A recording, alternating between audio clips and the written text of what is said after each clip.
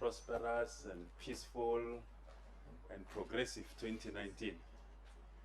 You are welcome. The Presiding Officers of Parliament have called you to this media briefing so that they can appraise you of the state of readiness and preparations that Parliament has been busy with for the hosting of the 2019 February State of the Nation Address.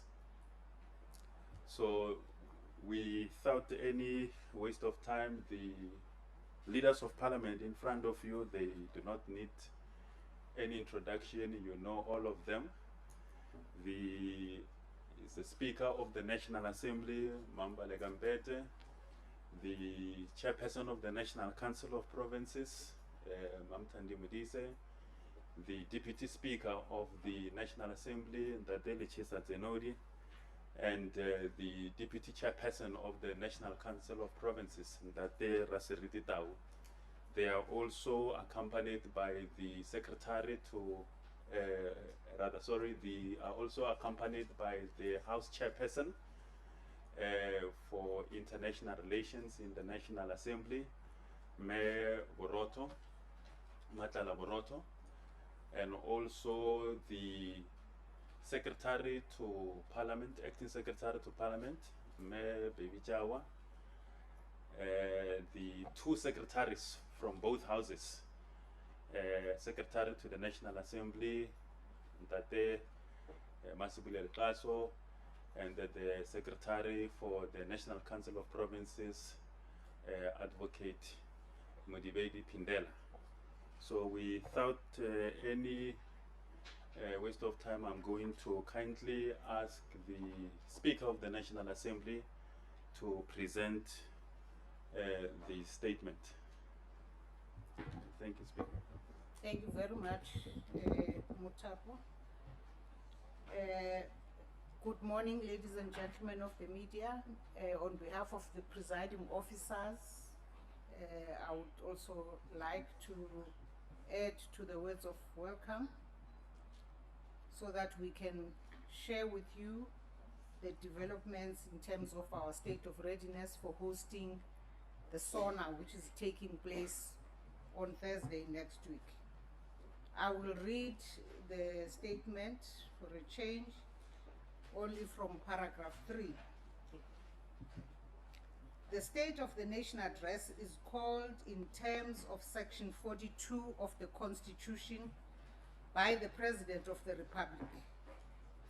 It is a joint sitting of the two houses of Parliament and one of the rare occasions that bring together the three arms of the state under one roof.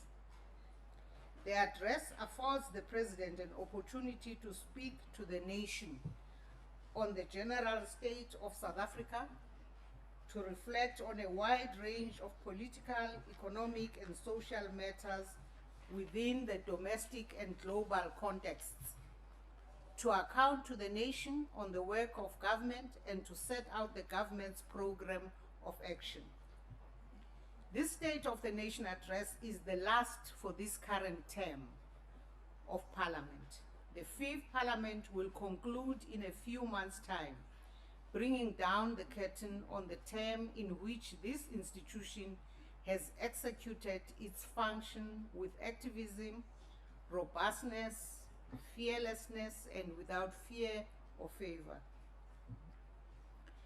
As the nation gears itself for the national and provincial elections, which coincides with the 25th anniversary of the democratic South Africa, Parliament will account to the nation through the legacy report regarding how it has carried out its constitutional functions in the last 5 years. Some of the successes of this term of Parliament include the strengthening of oversight and accountability, which saw various inquiries conducted transparently and quality laws passed to intensify the pace of transformation. Strides were made in putting the people at the center of parliamentary programs, with our oversight and accountability model being recognized as worthy of emulation by the Interparliamentary Union in its Global Parliamentary Report. The high-level panel on assessment of key legislation and acceleration of fundamental change stands as one of the crucial interventions by this institution to improve its service to the people by examining how its work has impacted their lives since 1994. Armed with invaluable experience, the Fifth Parliament is finalizing a handover report to the Sixth Parliament that chronicles its performance, particularly in the areas of lawmaking, public participation, and oversight, and issues to be taken up by the Sixth Parliament. The Sixth Parliament will thus build from the shoulders of the Fifth that made significant progress in line with its constitutional functions. 2019 being an election year, the work of hosting the two State of the Nation addresses, one signifying the end of the fifth term of Parliament, and the second one, the ushering in of the Sixth Parliament and administration, is underway. In other words, this is not the only State of the Nation address this year. There will be another one after the elections. The preparatory work to deliver the February Sona was activated last year, and the institution is now at an advanced stage to ensure a successful occasion. Consistent with our endeavor to continuously scale down on costs in the light of the prevailing economic conditions, we have kept arrangements to the bare minimum without compromising the significance and decorum of the occasion. In this regard, the participation of the 9 eminent persons, provincial winners of a public education radio program, the junior and civil guard of honor selected from the different legislatures, has been withdrawn for the February 2019 Sona. As has been the case in the previous years, the post-Sona gala dinner for members of Parliament and guests will not take place. As South Africans continue to face economic challenges, Parliament is taking every feasible step to do more with fewer resources progressively. Parliament has cut the budget for the Sona ceremony by 47% in comparison to the 2018 Sona budget, or in comparison with the 2018 Sona budget. From the budgeted 4.7 million in 2018, the actual expenditure came down to 1.9 million. For this Sona, we have budgeted 2.5 million, and we are confident that with the further spending control measures put in place, the actual expenditure will be significantly lower. A ceremonial parade exhibiting military traditions, drills, and ethos of the Army, the Navy, and the Air Force of the Republic of South Africa will be maintained. This includes a national salute by the Ceremonial Guard of the South African National Defence Force, a military band, a salute flight by the South African Air Force, and a 21-gun salute. Processions on the red carpet from Modise to the National Assembly building will reflect the three arms of the state: the judiciary, the legislature, and the executive. Once again, a praise singer will lead the president into the National Assembly chamber. Consistent with the principle of rotation that is intended to afford all languages fair and equal opportunity, the praise singer for this Sona will be rendered, or the praise singing for this Sona will be rendered in Setswana. We are delighted to confirm that former heads of state and presiding officers have confirmed their attendance to this auspicious occasion. These include former President Thabo Mbeki, former President Kgalema Motlanthe, former National Assembly Speaker Dr. Frini Jinwala, and former National Assembly Speaker Mr. Max Susulu. Guests invited to this occasion, most of whom have confirmed, include representatives of statutory and constitutional institutions, heads of missions, the diplomatic corps represented in South Africa and their partners, guests of the President, representatives from civil society organizations, religious bodies, state-owned enterprises, business and trade organizations, trade union federations, academic and research institutions, members of the judiciary, directors general of national government departments. The media plays a pivotal role in ensuring the public is informed of this crucial occasion. As such, we are pleased of the high interest demonstrated in the event. Over 800 applications have been received from national, provincial, regional, community and international media organizations to cover this event. Only one agenda item will be tabled at the joint sitting of the National Assembly and National Council of Provinces, the State of the Nation Address. Maintaining the decorum of the House remains the responsibility of both presiding officers during this special sitting, and rules and conventions applicable to joint sittings will apply. The two houses of Parliament convene again jointly to debate the President's address over 2 days, on the 12th and 13th February. This process provides the representatives of the people with the opportunity to interrogate the content of the state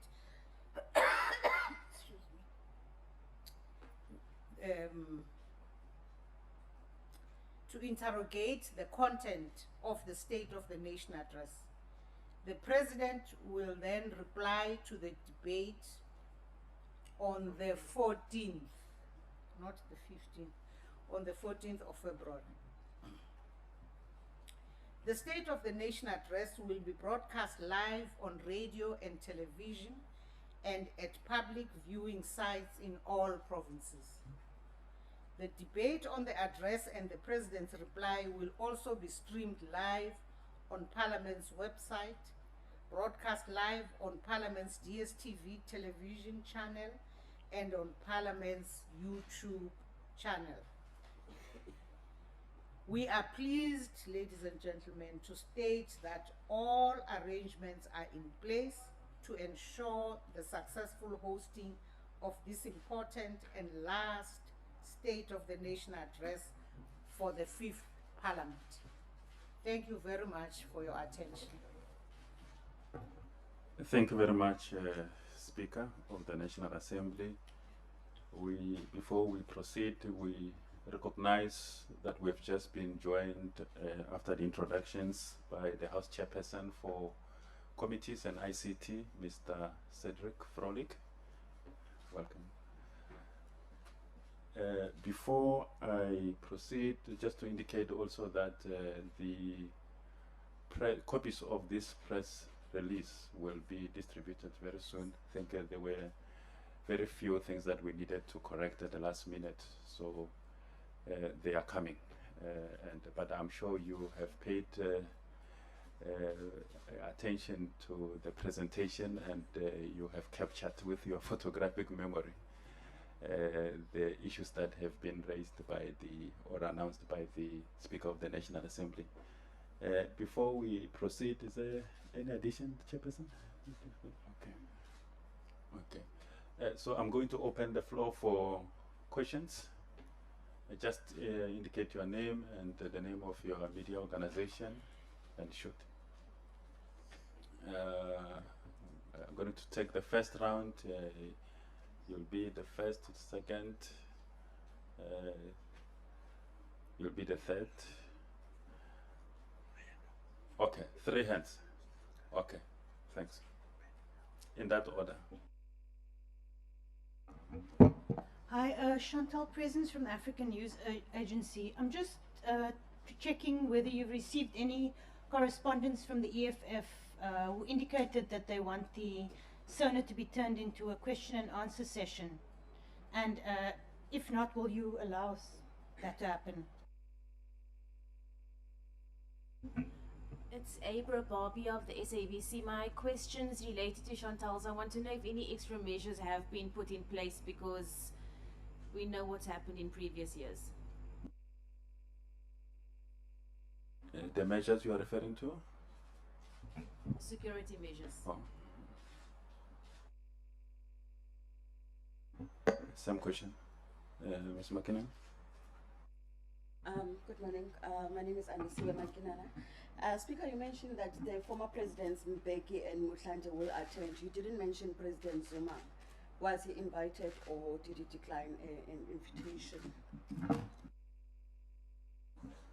Okay. All right. That will be our first round.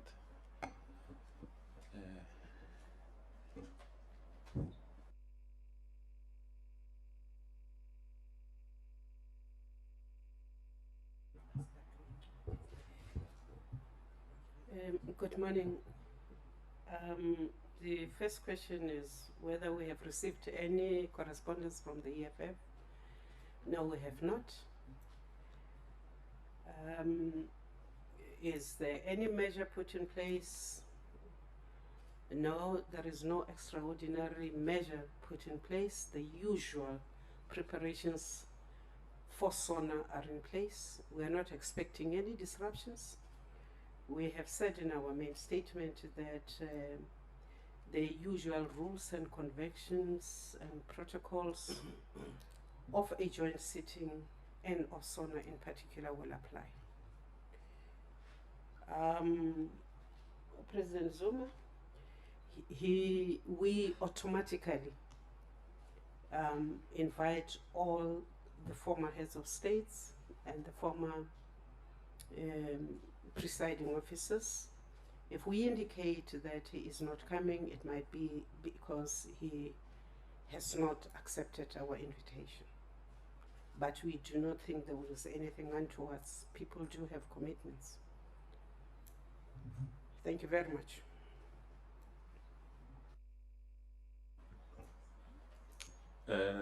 Thank you very much, Chair. Any further questions from the media? Babalo? Is it only one hand or?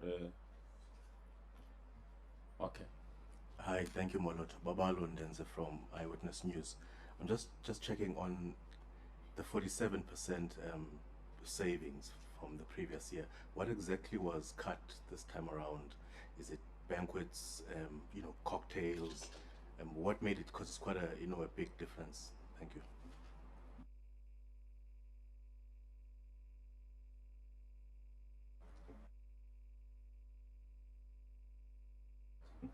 Any other question?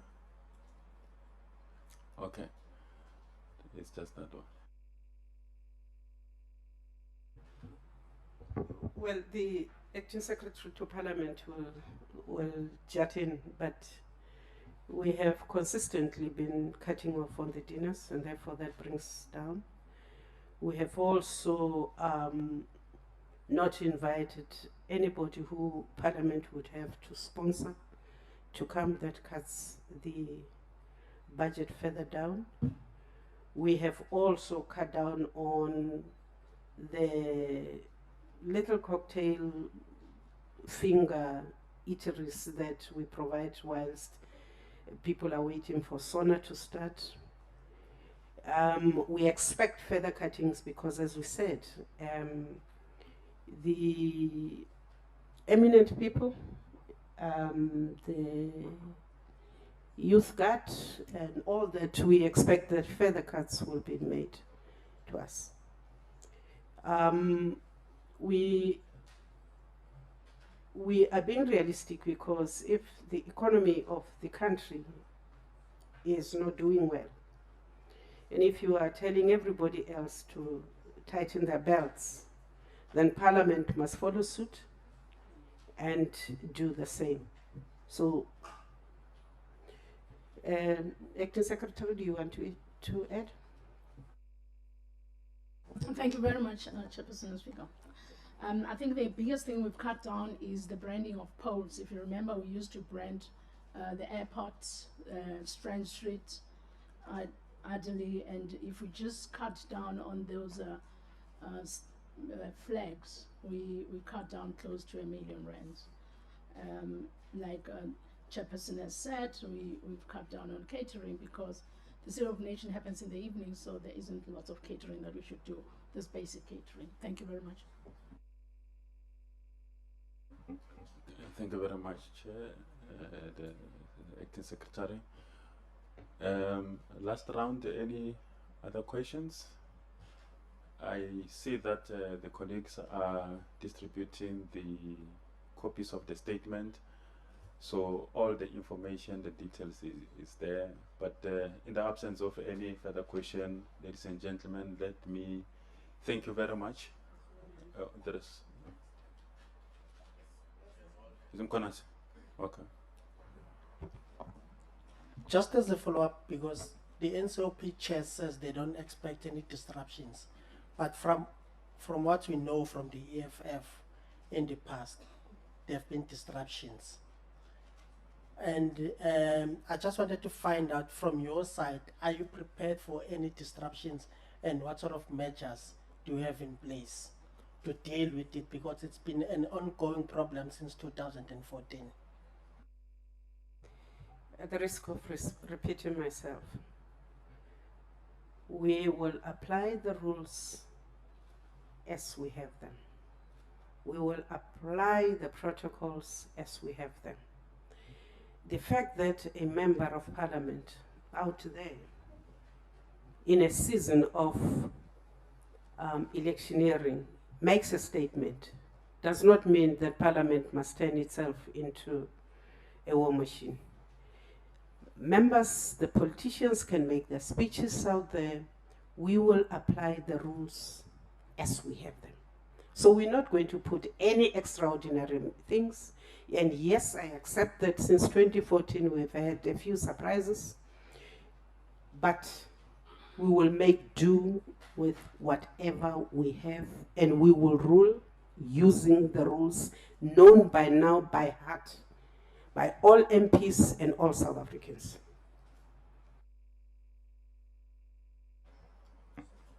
Thank you, Chair. Mbete? My question to the presiding officers, this is the last Sona that you'll be presiding over in this 5th Parliament. Are you relieved? Or if the ANC asks you again to do it in the 6th Parliament, would you do it? Can you respond separate, individually, please?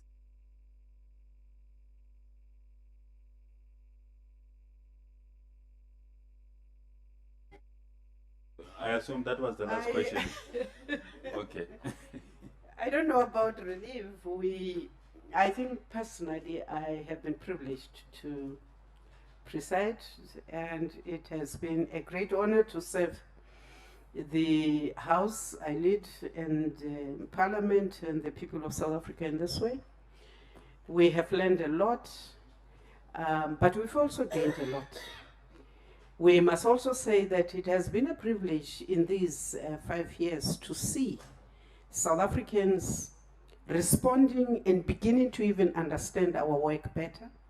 So yes, throughout these 5 years, there has been lots of lessons, there has been lots of growth, and there is a lot of gratitude from those of us who were privileged to run. That's me.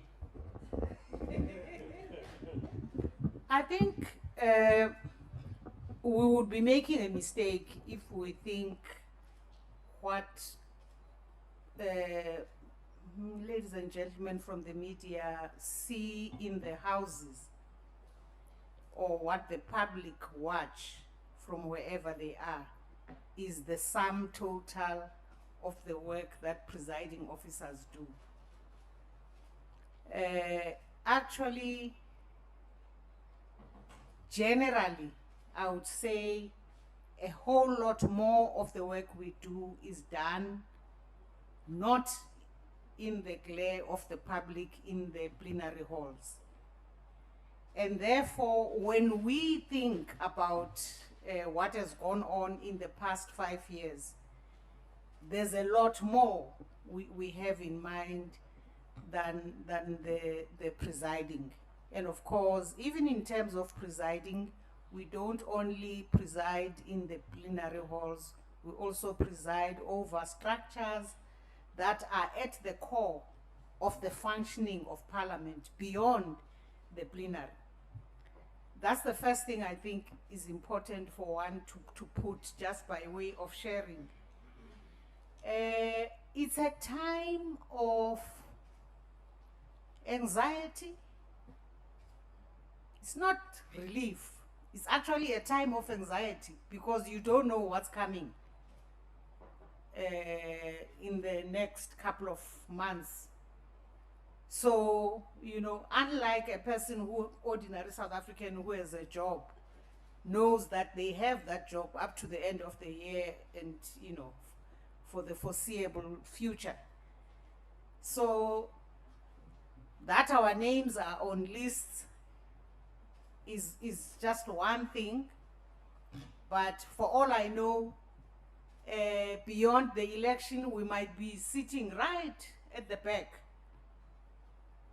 as backbenchers, and we would have to learn from scratch how to be good backbenchers who still continue to play a role and contribute towards the betterment of the country.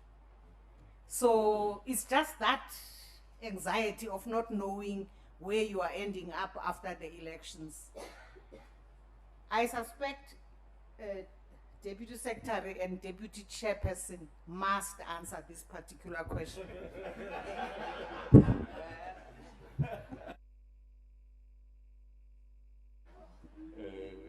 No, yes, in many respects there are parts of it that it's a relief, but also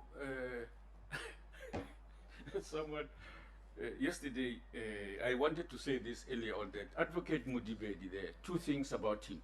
He is part of the, with Mr. Kaso and other officials of Parliament, part of the South African Legislative Secretaries Association.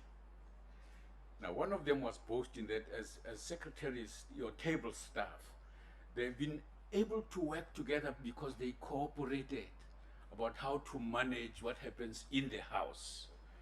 And they were glad that they were able to get that cooperation and learn from each other so that they don't make mistakes and are able to rule in difficult circumstances. I guess we can say the same thing, that because of their assistance, we were able to make interventions that were useful. Members at the best of time, I think when you compare our members here in South Africa and others elsewhere, this is a little picnic. Nothing compared to the chairs flying in the air, feasts on jaws, and hectic stuff. So we ain't experienced the kind of stuff that others have experienced there. So, and we continually hope that things will be different. Yesterday, Professor Maluleke says, in his opinion, Parliament should display dignity in managing difficult, complex issues that affects the people. I was saying to him, well, you are going to have to be the ones who are saying that, you who are analysts, who are looking at what's happening in the House and so on. So his views were very interesting. You might want to check out with him. There is part of it that's definitely a relief, because we wouldn't want to do things that often we are forced to do because the rules demand of us to do. We'd rather have people act on their own recognizances of what constitutes a dignified management of conflict and debate. So that's really my opinion about it and so on. Yeah. Thanks.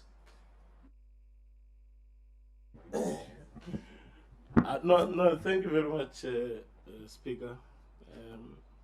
I think for me, I'll take it from where the chair left it, that the rules of the race were put before us, and we ran. It was tough and interesting, and quite and enjoyable as well to serve the people of the Republic of South Africa in the area where we were deployed to do that. I would not even say that it's a relief, but it's heartbreaking, because if you look at the legacy report, the preparatory work that has been done, and you look at what we'll be leaving actually behind, we feel, particularly from the side of the NCOP, that probably there could have been other things that we could have done differently. We could have done in a manner in which they could have made our life easier, in an effort to improve the lives of our people. Looking at the triple challenges that our society is faced with, looking at the ills that our society is faced with, looking at the challenge that women and children are faced with, one would say that probably there are things that we could have done differently in order to fast track and deepen the kind of work that we were mandated to do. So I don't like to use the word I, because of the teachings of this glorious NGO that always taught us that don't see yourself outside of the collective, but in whatever that you do, look at it within the context of the mandate that you have been given, and to work within that, it must guide you at all times. So I think that we had done what we had to do, and that legacy report would not serve as a relief for the presiding officers, but rather as a basis on which the sixth parliament, which is the new or incoming parliament, would then have to start working on, in ensuring that not only do we get stuck in the past, but we look at the future in a bright way, in saying that this is what we are going to further work on to ensure that the South African society become that society that our forebears had always sought to see, which is a non-racial, non-sexist, democratic and prosperous South Africa. And therefore Parliament, as that strategic instrument, it must continue to work towards ensuring that we build and achieve that kind of society. Thank you very much, Speaker.